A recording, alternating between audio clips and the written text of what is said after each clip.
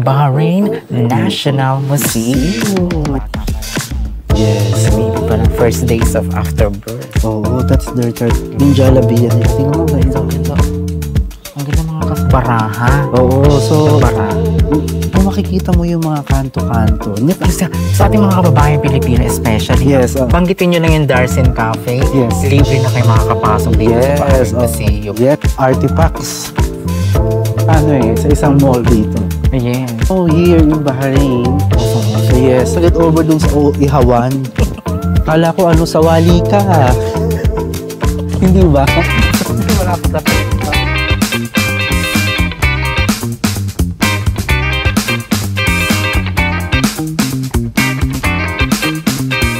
Yes, mga kasansi, panibagong episode naman po ang inyong matutunghayan ngayong Biyernes. Hello mga kasansi, isa na pong masaya at makabuluhang Biyernes ang inyong tututukan dito lang sa and Quiz the Podcast. Alright, ako mga Viva. Yes! Welcome mga kasansi at syempre hindi tayo masyadong maining. Oo nga Kasi narito tayo sa very historical building dito pa sa Kingdom of Bahrain. Isa na rin itong tourist destination dito. So dahil Ramadan special natin, hindi tayo kailangan pwedeng mag-ingay. So narito tayo ngayon sa Bahrain National Museum. At syempre, itutour natin ito itutour po sa kayo mga kasansi. This is a 2-part episode. Yes. Ngayon, diba? Ating Ramadan special. Correct. Yes. Alright, so ito nga Mama Biba, nandito tayo ngayon sa Bahrain. So nagsa-celebrate ngayon ng 50th year for the arts, diba? Tama. At ito nga may mga naka-post sila dito, naka-install na mga... Ano ba to? Mga oil paint ba to? Yes, I think, ito, meron sila, may Omar Al-Rashid, itong... Okay, A Day from My Life, Cairo, Bombay, Mixed Media.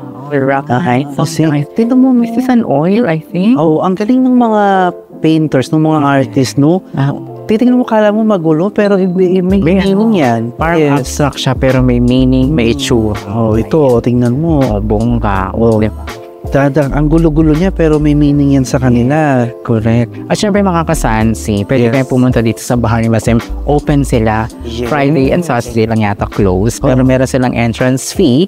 Kano ba? I think 1 BD. 1 BD. And then of course, after that, once yun na maikot nyo na ang buong museum, please visit Darsin Cafe. Yung sa ating mga kababayang Pilipino especially, banggitin nyo lang yung Darsin Cafe. Yes. Libre na kayo makakapasok dito sa Bahrain Museum. Yes, mga kasansi, no? And that came from the owner of Darsin Cafe. Oo, si Mr. Basa. Si Mr. Basa, si Miss Karil. Miss Karil. Yes. Ako, banggitin nyo lang yung Darsin Cafe. Nako, pupunta na kayo. So mga kasansi, yung kakalimutan niya. And now, ngayon nga, Mama Biba, ito, pupuntahan natin yung very historical area dito, no? I think we have to start to custom and traditions ng Bahrain. Tradition. So, yes, let's go. Yes, ito na. Pasukin na. So, ayan. So, napaka-quiet nila tipos. Ayan, no? Ito yun. So, ito, pagkabata pa lang, no? Yes. Sa baby pa lang, first days of afterbirth. Oh, that's their traditions, no?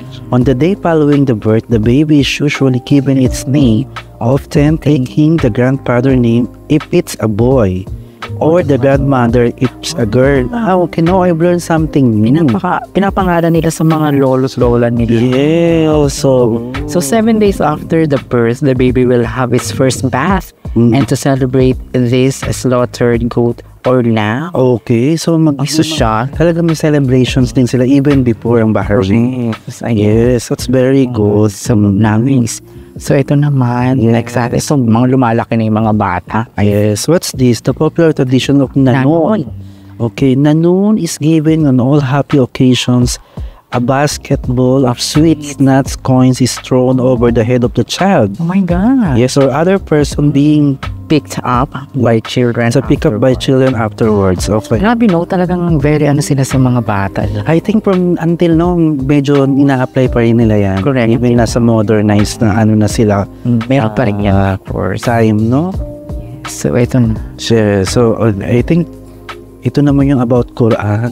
The study yan siya. So, yan, so yung grandfather nila, tinuturuan sila about Quran, the Muslim, the stories, di ba? mannequins or something. I think it's not allowed to touch. Not touch, mamagapay ka. Oh my gosh. So ito naman yung weddings nila. Yes, I think so. We see. Ito yung good luck party para sa weddings. Diba sa atin, yung mga ikakasal, so May mga tradition. the good luck party, puro babae sa kanila. O, diba? Yes, talagang dinuduyan ka pa. Paduyan kaya kita gusto mo. Sige, yung try nga natin. So, ayun. So, ito pa may mga tradition dress dates sila. So I think this is the Jollibee. For the bride. Oh, Yes. yung Jollibee nila. Tingnan mo guys. So, ganda oh. Ang ganda ng kasan. Tsaka Kompleto yung jewelry. kung mapapansinin mo, no, ayan yung mga bridal jewelry nila. So, ayan yung mga nung araw. Some of the people here in Bahrain, mga kasansi, ginagamit pa rin nila. Yes, hanggang ngayon. Tsaka yung mga henna, di ba? Oo, hindi naman nawawala yan. Yung mga henna-henna nila dito, nagsusuot sila ng mga jewelry malalaki. Tsaka alam naman natin ang mga Middle East, nandito mga tao, mahilig sila sa mga gold. Yes, oo. Mahilig talaga sila nila. Ganda, diba? Okay. So, ako pala ko na naman ng mga dates. Oh, ito naman. Mga lolo mo, nagtatambay, di ba? O, diba? Ito yung baraha. Oo, so, The baraha. kung makikita mo yung mga kanto-kanto, hindi naman yung kanto-kanto. So, some of the village pa rin. So, meron pa rin silang mga gathering. Yes. Tsaka masaya sila sa mga kwentuhan, mga kuntangan nila dyan. Oo, minsan, di ba, sa side na yun, the Golden Boys of Bahrain. Ito naman yung mga Shaba. Di ba? So, siguro, hanggang ngayon naman, nariyan pa rin kultura nila na ganito. Lalo na sa mga... yes, so, tsaka very pleasant sila, even ang mga Bahrainis. Pag nakakita sila ng mga Pilipino, hello. hello, nagbibigay sila ng mga tea. Correct. Yes, kita mo talagang one of the primary Yes. food nila is some Tagbungan na naman ngayon ng dates. dates, no? Correct. Yes, salam baba. Salam. Salam. So, okay, ito naman. So, curing by the holy word. So, itong very historic din siguro. Ito yung mga nagamit siguro ng ancient time. Yes. Ano, matagal na matagal. So, parang sa atin mga albularyo rin sa kanila. May mga gamot. No, mga kasansi. Mga faith healers. Diba? So, may mga albularyo rin. Okay, so ito yung mga ginagamit nila. Pero I think, talagang ayan yung mga Ginagamot nila. Tsaka talagang plato, makikita kung ano bang sakit. Galing. alam mo, sa tingin ko pwede sa'yo to kasi madalas ka mausog. Kaya nga, saan ko ilagay mo? O diba, meron din sila. Yung sa atin yung mga baby, yung mga pula. Yung pula, at saka yung pinipin dito na pula. Parang di maanos, mabate. Ayun. Grabe. Talagang natatanong pa ito. Historic itong Bahrain Muslims. Yeah. So, ito pa, nakakatuwa to kasi ito, nakatingin talaga sa dagat, mga viva. Yeah, so This is the children go to the sea. on the night of Dhul Hijjah, pilgrims in Mecca pray at Arafat. So yung Arafat Day, the children of Bahrain celebrate this day with the ceremony of Hiyabiyah. They walk to the seashore to throw baskets of green sprouts and cereals into the sea while singing the song of Hiyabiyah. Natungayan ko ito, naparod ko doon sa area ng Budeya, Mama Biba, sa beach area. Ginagawa pa rin to, yung naghahagi sila ng mga halaman sa dagat. So until now, talagang syempre traditions nila yun, no? Hindi dapat nawawala talaga yun. Siguro yung mga talagang mga namana na nila sa mga kultura nila. Oo. Hindi mo talaga dapat mawawala. Kahit pa konti-konti. Yes, true.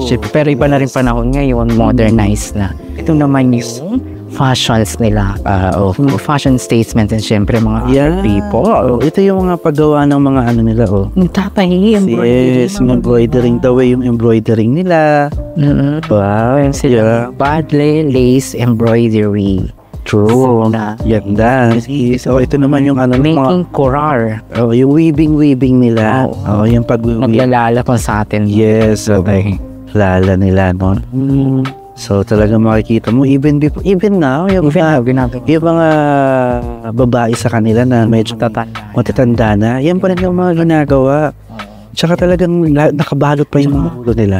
Hindi pa uso talaga na yung mga marites na, no? Yan na talaga yung So, siyempre, pichichikain na nila, no? Kaya nga, okay, alam mo ba si Kaka?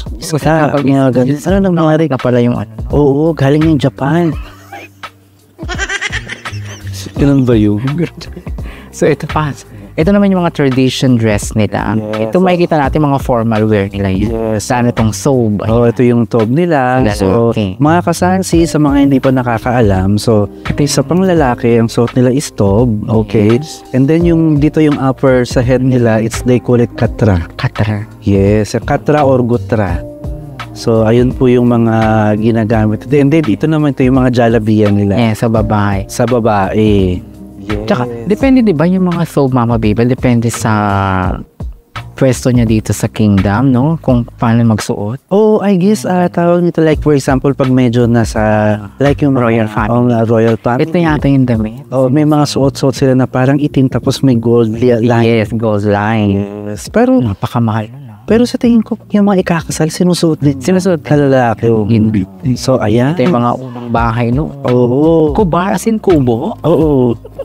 Ay, tingnan mo, as of now, may mga nakikita Meron pa pa ako yan. dito sa ganito man, yung mga bila, kumbaga parang bila sa kanila. Yes. Meron pa rin yan dito sa bandang Hamad ka. Correct. So, tsaka sa may Al-Ali ba? Pala dun, kubar. Kuba? Tapos parang isang community sila, no? Gano'n. Kaya nga. So, doon talaga ang pasok. So, ito yung mga lumang bahay talaga.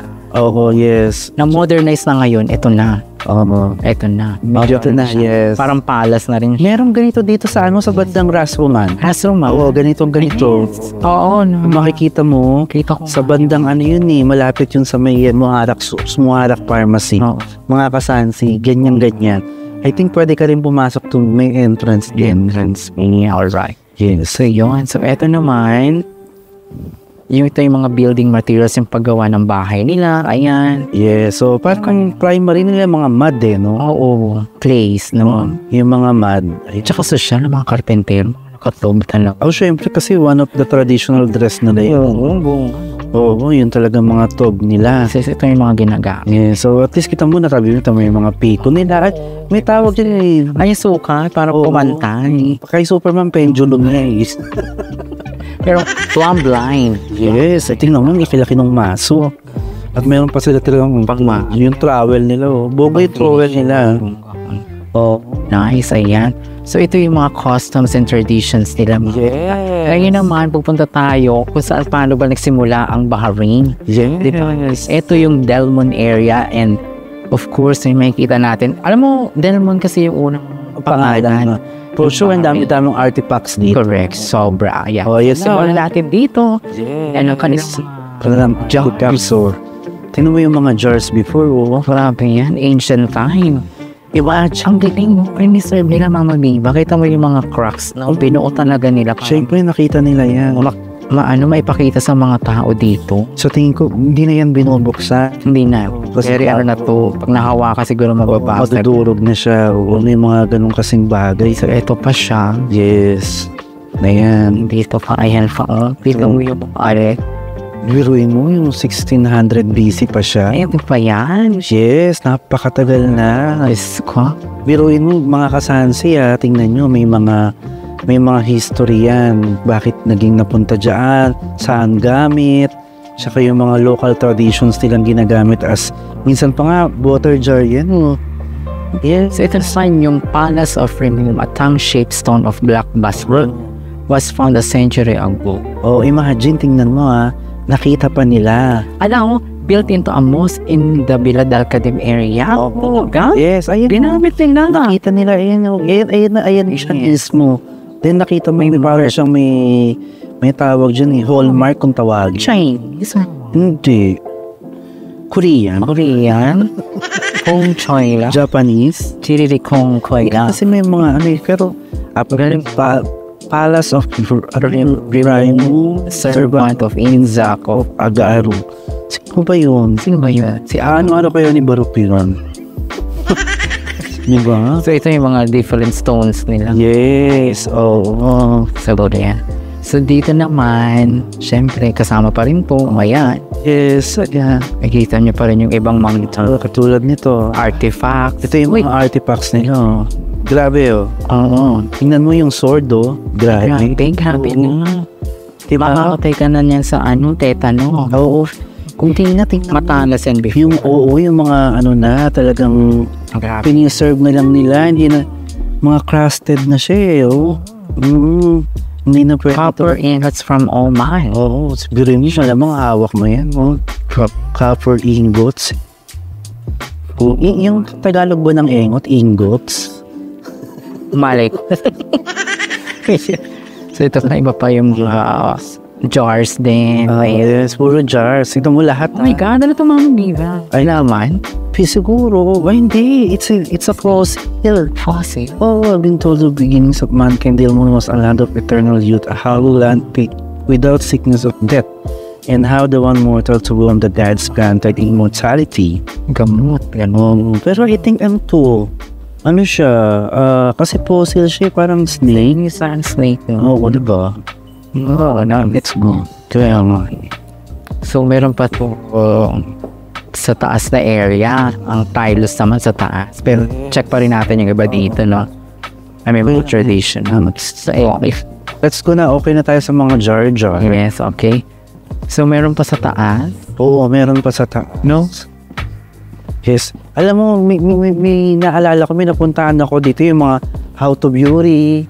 Yung Yes, diba? sa taas yun. Sa taas yun? Taas. Ay, I think dito na. So ito pa mga kasahansi sa panilang tradition and culture dito. So makikita natin. My God. Maraming talaga. Oo. Ano yung parang tumusan? Kaya natin yung hilltop. Hello, ayan. Sa isang mo. Nakaganon din. Tsaka may mga ano. Apakabango yan pag nabasa. Sam And please, the podcast. Hello mga kasansi. Isa na pong ano ba yan? Sam. And quiz, the podcast. On.